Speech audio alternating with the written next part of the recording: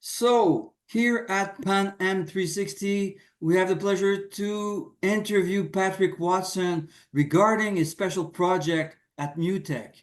Hi, Patrick. Hi. How are you? Hi.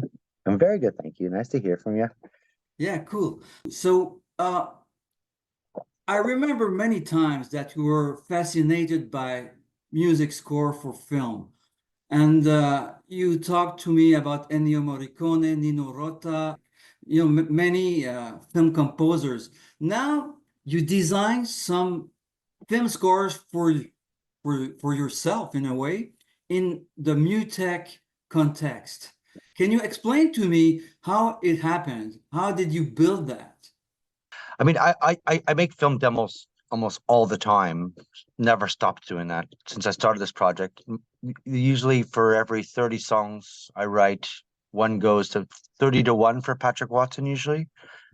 I usually score like small films and independent films. So it's something I always do anyways. And then the other coincidence was that about a year before the pandemic, I started learning about modular because Amon Tobin, had went to a studio and I just fell in love with this modular, mainly because it sounded so organic, to be honest. That's mainly why I was drawn to it. He was showing me all the Buchla oscillators, which sounded like woodwinds to me, like so Mhm. much more than any synths I'd ever heard. So I started a bit of a rabbit hole down the modular, and the pandemic was great because I could just practice all day and do a lot of research. So Mhm. during the pandemic, I did a COVID show for like 250 people where it was pretty all instrumental kind of modular songs. And then I use them a lot in my project, but it's kind of so organic, you don't really know.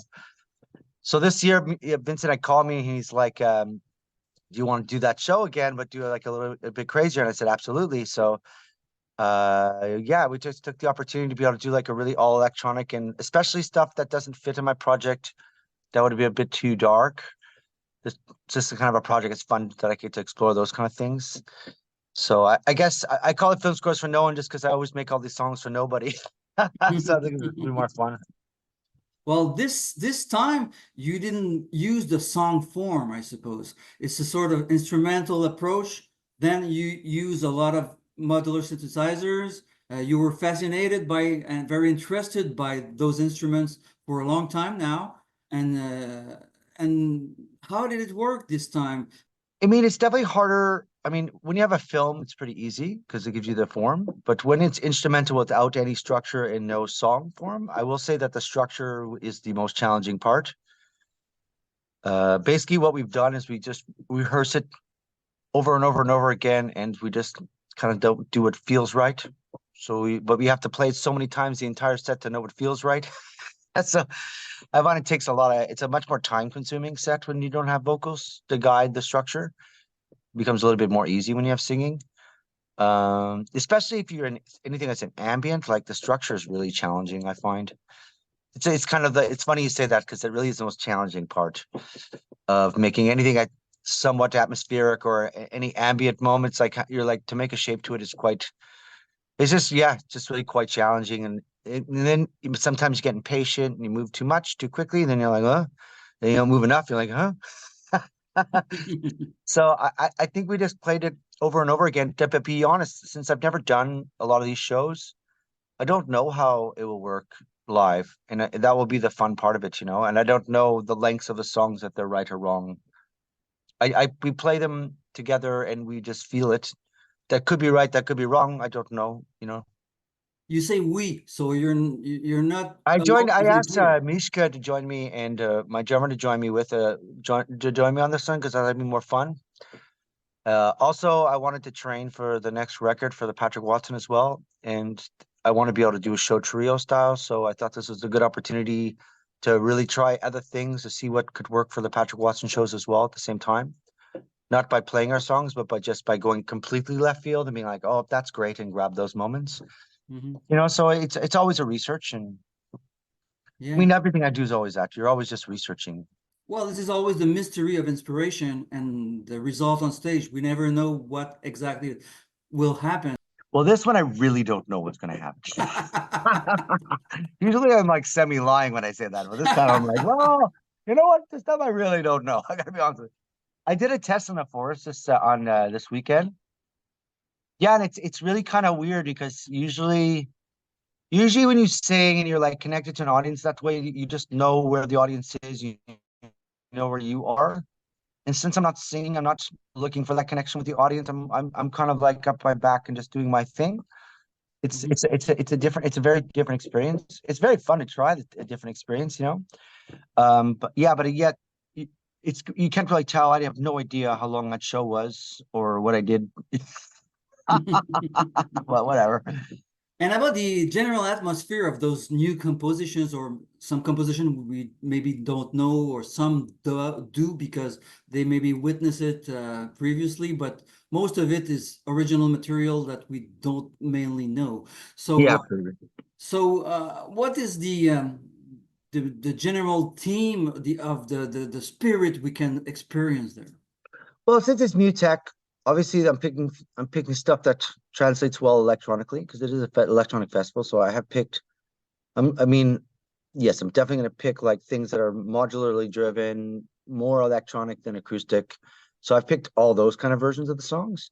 Mhm. Uh, I mean, I think I was looking to do stuff that my voice doesn't work on, you know, and so since I'm not singing, I was going to take advantage of different kind of things you can feel that I don't think vocals can do anyway. So I'm very inspired by anywhere from like from classical music, from like Avapart to like Stravinsky to like there's a lot of darker stuff like that. Just a little bit, obviously, Yeah, there's always a little bit of Satie in my stuff. But I was looking to see if I can bring in some of the colors and also just like modern electronic sounds. I mean, this the way I use modular is not.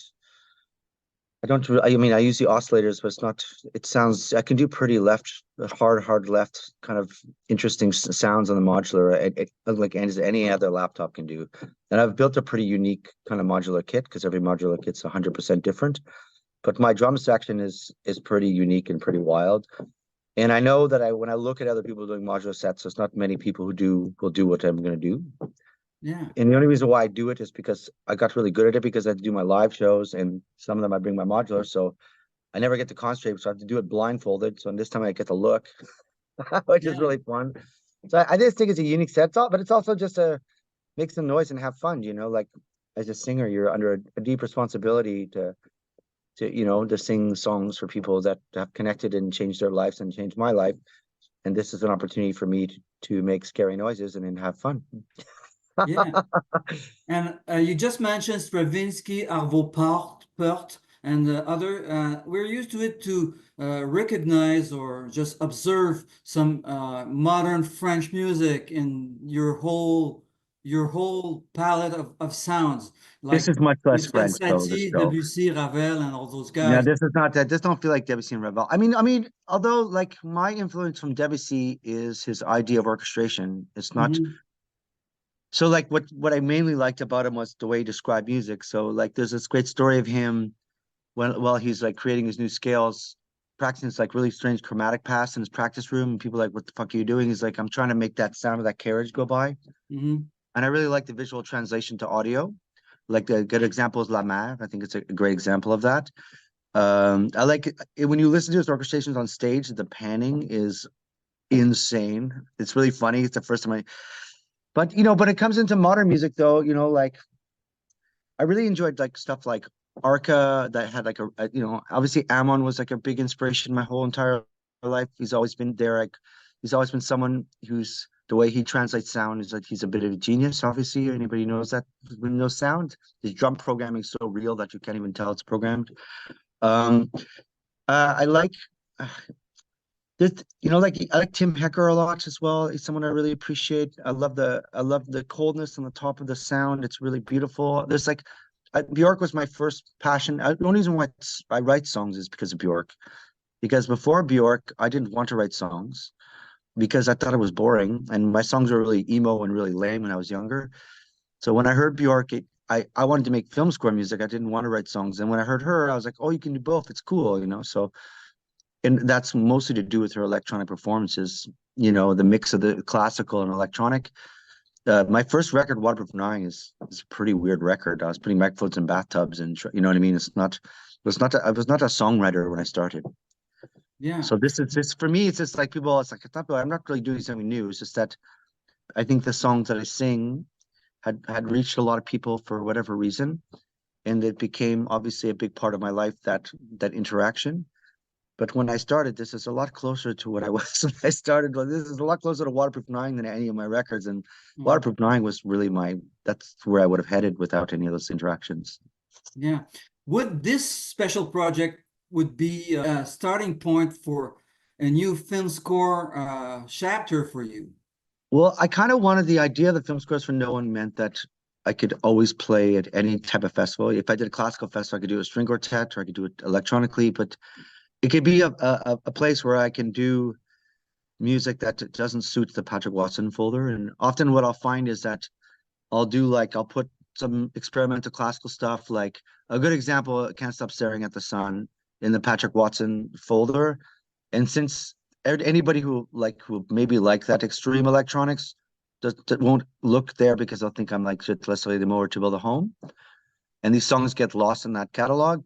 And then when I listen to them after, I'm like, it's kind of annoying, that it gets stuffed under that other blanket. So I figured it with film scores to know, and I could just do these kind of instrumental things for myself that I enjoy, and then I don't have to try to like fit them into this other world that they don't necessarily fit that well anymore. Hmm.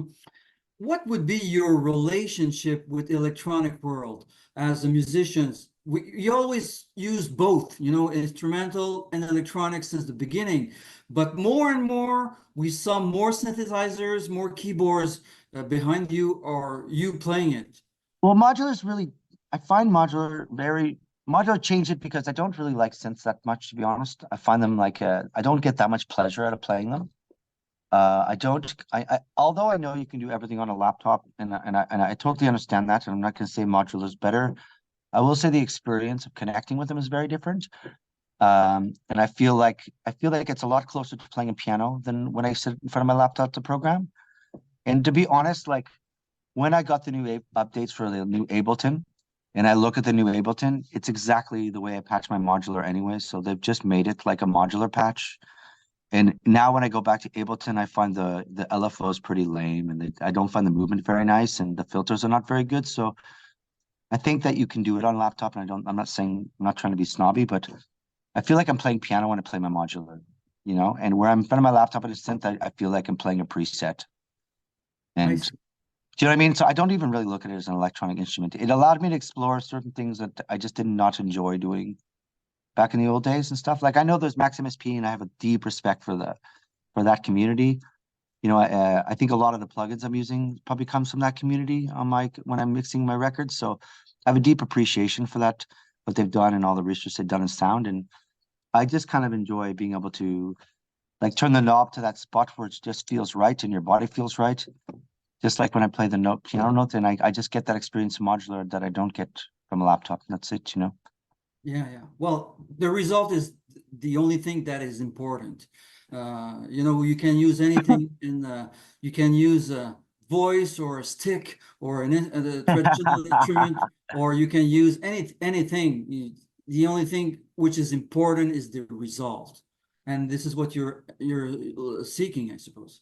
Well, I also find, I mean, one of I think the most interesting qualities of like, let's say, making modern production is the element of a random that you can specify, a specification of a random. So let's say in the DAW software, you can be on Ableton Live, and like every time you press a note, it will change all the settings of your synth. You can program that random and really program it in. And that's pretty much what the one thing that's really nice about the modular. So if I have my top end filters kind of always moving up and down with a very, very slight random, it means that my loops are never a loop. There's so many things slightly moving all the time in my modular that it feels a lot more organic. And people are like, the drummer plays better with it for some odd reason because it has a flow. If you put it just has this really beautiful flow. It's like a cobweb of motion, and I don't know. Listen, I don't. Some people think it's extreme. I'm okay with that. I I really enjoy. I think I'll give you an example. The other thing I noticed, like if I don't usually bring this to my concerts, but tomorrow I'm going to bring it. My polyphonic modular synth, which is like this means that I have four oscillators. Like I have one Moog, I have one wavetable, I have like four really different sounding oscillators that are going through four separate filters with four separate envelopes. There is no synth on earth that does that. in this way. So that means that it's like writing a string quartet. I have my cello, viola, and if for every time I do a chord, even the way the sound opens and closes, some of the envelopes is different per voice. The filter setting is different per voice. There's things that there is no synth that does that. And it makes this really unique thing. And then even when I turn on that lower oscillator that has no auto tune on the CV and any of that, and then I bring on the UDO, which is an amazing synth, it doesn't stand a chance. The UDO sounds like a toy beside the oscillator. The other one goes like, and then you put which UDO is probably the widest thing I've ever heard. Like it has trouble. Like you have to crank it for it to even stand a chance against the oscillators because there's no safety in the oscillators. It's not a plug and play, so they're incredibly different each gig. Yeah. You know what I mean? So it's quite funny, but it's really obvious when you A/B them in person. Is there any relationship between your number, your set, and the other Carolus Coverdale and Colin Stetson sets, or Listen, I it's think Colin totally Stetson. different? I will say Colin Stetson is I think my favorite musician in all of Montreal. I think he's the most talented individual I've ever played music. I have the craziest respect for him. When he plays so to play in the same bill, I'm very honored to play in the same bill as him, to be honest, because he's for me, just have a massive respect for him. And no, except for when he told me that, it made me a lot more scared for this gig. And we all know can he just use the simple one? Like Colin's the best. Like, yeah, I don't want to. And we all know Carolus Coverdale, who is an excellent keyboard and organ player. Oh, it's gonna be amazing. It's gonna be fun. Yeah, of course. So, triple set, is it your first time experiment in the context of electronic festival? We did, like I said, we did one in COVID in 2020 with Okay, I Vincent. see. That's why he had re-asked. Yeah, it's this set's a little bit more challenging. It's pretty challenging. The problem with the modules is no preset, so you have to practice a set like 100 times to reset each song. So that's the challenge. And then once you get it, it's actually you don't think about it anymore. So I think I've run a set like 30 times just to get the patching right. Yeah, I will excellent. see. It's gonna be fun. Yeah. We're I'm just looking gonna try. forward to We're just gonna that. try our best and make some interesting noise, and hopefully people enjoy it. Excellent. We're looking forward to be there on Wednesday at the Oh, New amazing. City Gas.